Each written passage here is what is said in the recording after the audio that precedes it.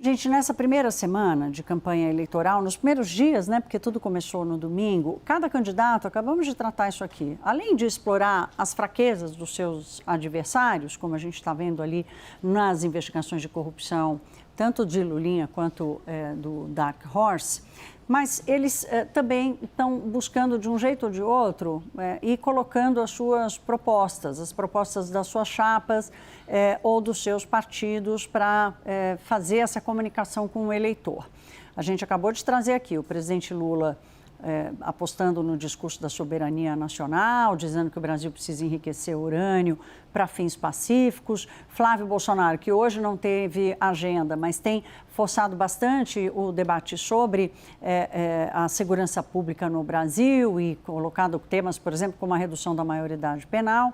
Ronaldo Caiado está priorizando o tema da saúde. Romeu Zema apostando e reforçando ali o recado sobre corte de gastos. As reformas nas contas públicas também têm sido um foco do Renan Santos nessa primeira semana. Então, será que já dá para a gente ter uma ideia, assim, da estratégia, de como as campanhas vão andar? É para isso que a gente recebe agora o analista político da Foreign Intelligence, o Ricardo Ribeiro. Ricardo, boa noite, bem-vindo. Que bom tê-lo aqui no Hora H.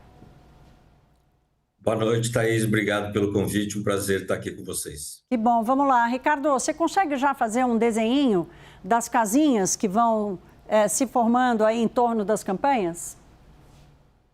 Bom, como você disse, a campanha está no início e você destacou alguns pontos que os candidatos abordaram nesse início de campanha que, de fato, dialogam com a estratégia de campanha de cada um deles. O presidente Lula, ao falar do enriquecimento, defender o enriquecimento de urânio para fins pacíficos aqui no Brasil, usou esse tema para evocar a questão da defesa da soberania nacional, que é um tema que estará presente na campanha, é um tema que as pesquisas indicam joga a favor da campanha de reeleição do Lula. O Flávio Bolsonaro e outros candidatos, também o Renan Santos é um outro candidato, Caiado, Zema também, os candidatos de oposição, todos eles vão explorar bastante a questão da segurança pública, que as pesquisas mostram é uma área na qual o governo Lula é mal avaliado, e os candidatos de oposição têm uma conexão ideológica mais à direita. O discurso de segurança que é feito pela direita tem mais aderência à opinião pública. O Caiado, em particular, na questão da saúde do SUS, ele quer mostrar que tem experiência de governo e também se diferenciar da família Bolsonaro na questão das vacinas.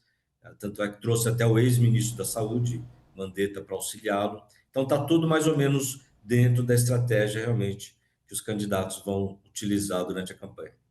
Esses primeiros sinais, né? Agora, Ricardo, eu queria te ouvir sobre qual é o grau de fragilidade que você enxerga hoje, tanto na campanha de Lula quanto na campanha de Flávio Bolsonaro, das investigações. Os vazamentos e aí, portanto, a exposição do tamanho do problema, eles têm acontecido em ondas. A gente viveu uma onda de vazamentos sobre Dark Horse Flávio Bolsonaro, agora estamos vivendo uma onda de vazamentos contra o filho do presidente Lula. Como é que você avalia essas ondas e o quanto elas consomem de capital político das campanhas? É um grande problema, é um grande risco, eu diria, para as duas campanhas.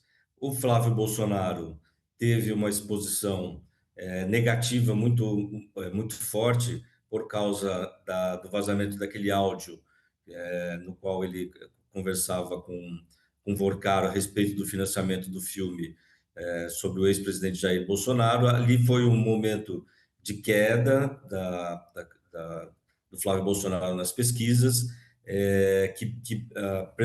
essa queda se manteve durante bastante tempo. Agora, as últimas pesquisas estão apontando um ligeiro viés de recuperação para o Flávio Bolsonaro, mas o caso Vorcaro afetou, sim, a candidatura do Flávio Bolsonaro. E agora, ultimamente, os vazamentos estão tendo como alvo o filho do presidente, o Lulinha, e suas conexões com a empresária e lobista Roberta Lutzinger, e em situações não muito bem explicadas de tentativa de conexão com o governo federal.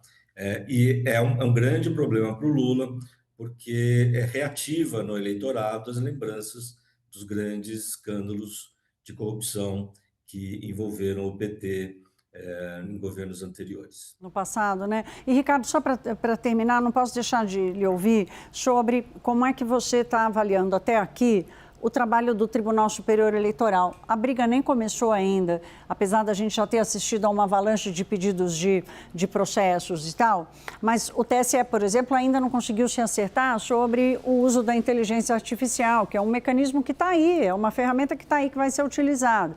E qual a importância da gente, da sociedade brasileira, perceber um Tribunal Superior Eleitoral forte e unido para lidar com a eleição?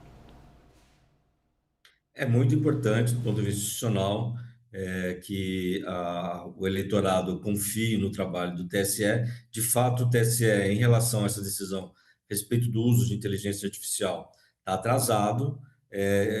A regulamentação que foi feita foi uma regulamentação com buracos, né, com questões que foram deixadas em aberto. É até razoável que seja assim, porque é uma situação nova nas campanhas eleitorais, mas a decisão a respeito do uso de inteligência artificial já deveria ter sido, a decisão definitiva já deveria ter sido tomada, porque a campanha já começou.